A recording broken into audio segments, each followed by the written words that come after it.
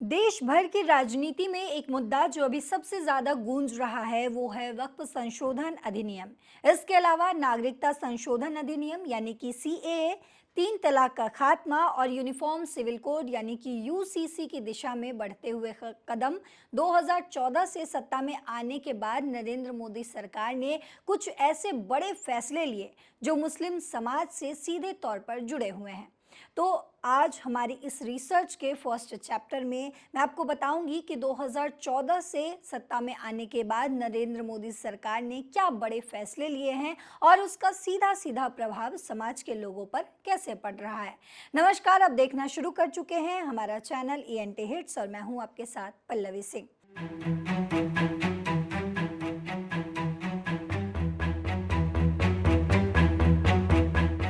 तो शुरू करते हैं शुरुआत से, जब नरेंद्र मोदी की सरकार देश में बनी। 2014 में नरेंद्र मोदी की सरकार बनी, जिसके बाद से कई ऐसे फैसले लिए गए जिससे देश भर के कई हिस्सों में व्यापक बहस हुई, तो कहीं समर्थन हुआ और कहीं विरोध को भी जन्म दिया गया। सीएए के खिलाफ तो देश के कुछ राज्यों में हिंसक विरोध भी देखने को मिला।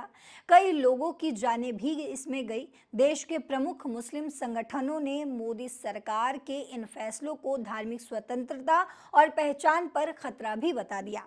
इसे धार्मिक मामलों में सरकार और सरकारी तंत्र का ओवररीच भी कहा गया।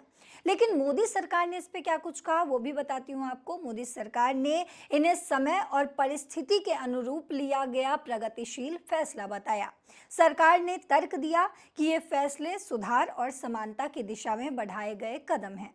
सबसे पहले बात करेंगे वक्फ बिल संशोधन को लेकर, जिस पर देश भर में बहस छिड़ी हुई है। उसके बाद मैं आपको एक एक कर हर एक टॉपिक पे बताऊंगी जिसकी मैंने चर्चा की है। तो सबसे पहले बात करते हैं वक्फ संशोधन विधेयक 2025 की। संपत्तियों में सुधार के लिए बताया गया।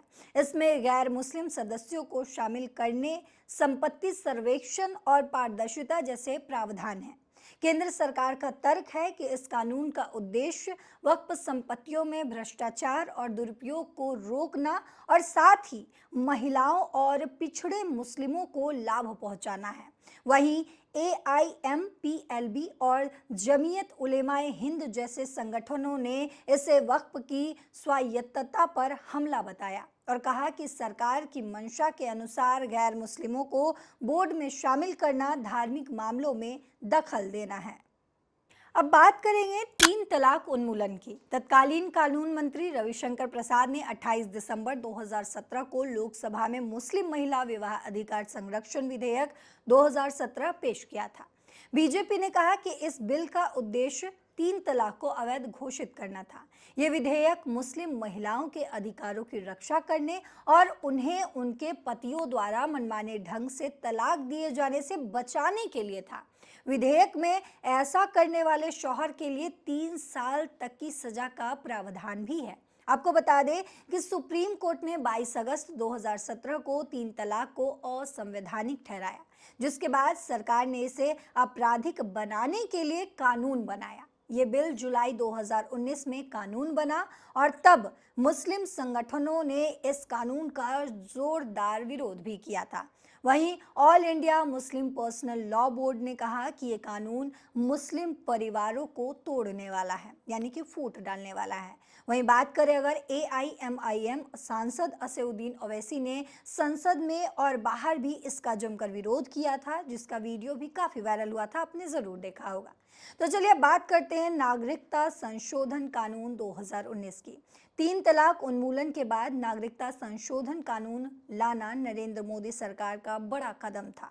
इससे भारत के मुसलमान सीधे तौर पर प्रभावित नहीं होते थे।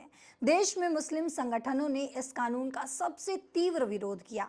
यूपी में इस कानून के विरोध में हिंसा भी हुई, पुलिस को फायरिंग तक करनी पड़ गई थी। वहीं दिसंबर 2019 में पारित नागरिकता संशोधन कानून यानी कि सीएए 2019 का उद्देश्य तहत पाकिस्तान, बांग्लादेश और अफगानिस्तान से आए हिंदू, सिख, बौद्ध, जैन, पारसी और ईसाई शरणार्थियों को नागरिकता देना था। लेकिन इस कानून के दायरे में मुस्लिमों को बाहर रखा गया। मुस्लिमों ने इसी को लेकर इसका विरोध किया और इस कानून को विभाजनकारी और भेदभाव वाला भी बताया। सीएए को 9 दिसंबर 2019 को पेश कर 11 दिसंबर 2019 को पास किया गया, जिसके बाद देश भर में हिंसक और शांतिपूर्ण दोनों तरह से विरोध प्रदर्शन हुए। इसी कानून के विरोध में चर्चित शाहीन बाग आंदोलन हुआ, जो कई महीनों तक चला। इस आंदोलन में मुस्लिम समाज की महिलाएं बढ़ चढ़कर आगे भी आई थी और इस दौरान कई लोगों की जानें भी गई थी। हालांकि सरकार ने तर्क दिया है कि ये कानून धार्मिक उत्पीड़न से पीड़ित अल्पसंख्यकों को शरण देने के लिए है, ना कि मुस्लिमों के खिलाफ है, जो कि आपने देखा भी। इस कानून से किसी की नागरिकता नहीं जाएगी। तो ये सारी चीजें हमने देखा और समझा। अब बात करेंगे यूनिफॉर्म सिविल कोड यानी कि यूसीसी की। यूनिफॉर्म सिविल कोड बीजेपी सरकार का अहम एजेंडा है। बीजेपी अपने घोषणा पत्र में भी इसका जिक्र करती आई है। केंद्रीय स्तर पर यूसीसी अभी तक कानून नहीं बना है, लेकिन मोदी सरकार ने इसे लागू करने की दिशा में इरादा जरूर जताया है। बीजेपी शासित उत्तराखंड में यूसीसी लागू हो गया है, जबकि गुजरात इस कानून को लागू करने की तैयारी में है। यूसीसी सभी धर्मों के लिए एक समान व्यक्तिगत कानून जैसे कि विवाह, तलाक, उत्तराधिकार, इन सब की बात करता है। सरकार का तर्क है कि यूसीसी से लैंगिक समानता और राष्ट्रीय एकता को बढ़ावा मिलेगा। संविधान के अनुच्छेद 44 में भी इसका उल्लेख किया गया है।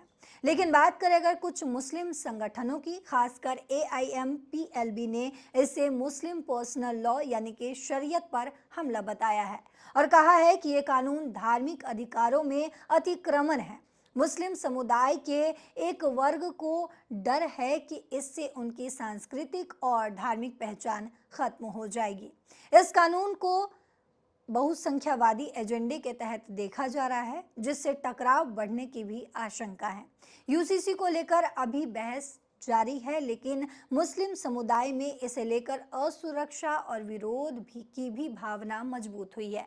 और अभी सबसे ज्यादा जिस मुद्दे पर बहस छिड़ी हुई है वो है वक्फ बोर्ड बिल में संशोधन। लेकिन बड़ा सवाल ये है कि क्या बिहार विधानसभा चुनाव से पहले बीजेपी वक्फ बोर्ड बिल संशोधन दोनों ही सदनों में पास कर पाएगी और क्या इसको एक एक्ट बना पाएगी? ये बड़ा सवाल है। आपको क्या लगता है?